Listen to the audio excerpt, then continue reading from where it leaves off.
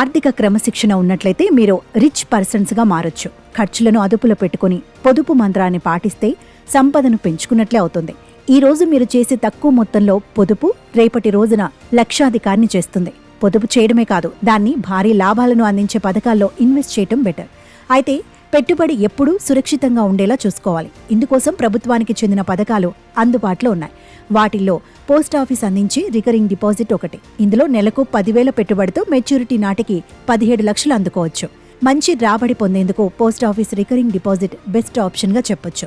ఈ పథకంలో కనీసం ₹100 డిపాజిట్ చేయొచ్చు. గరిష్టంగా ఎంతైనా పెట్టుబడి పెట్టొచ్చు. మీరు పెట్టే పెట్టుబడిపై ఆధారపడి రాబడి ఉంటుంది. ఇందులో సింగిల్ అకౌంట్ కింద ఒకరు, జాయింట్ అకౌంట్ కింద గరిష్టంగా 3 ఈ స్కీమ్లో చేరొచ్చు.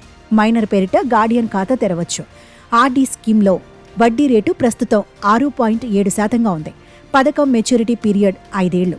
మంచి రాబడి కోరుకునేవారు మరో 5 ఏళ్లు పొడిగించుకోవచ్చు.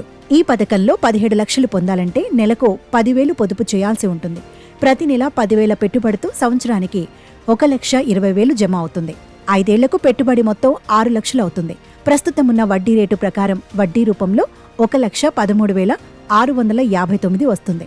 అప్పుడు అసలు వడ్డీ కలుపుకొని మెచ్యూరిటీ నాటికి ₹7,13,659 చేతికి అందుతుంది. మరో 5 ఏళ్లు పొడిగిస్తే పెట్టుబడి 12 లక్షలు అవుతుంది. మెచ్యూరిటీ నాటికి 17,08,546 చేతికి అందుతాయి.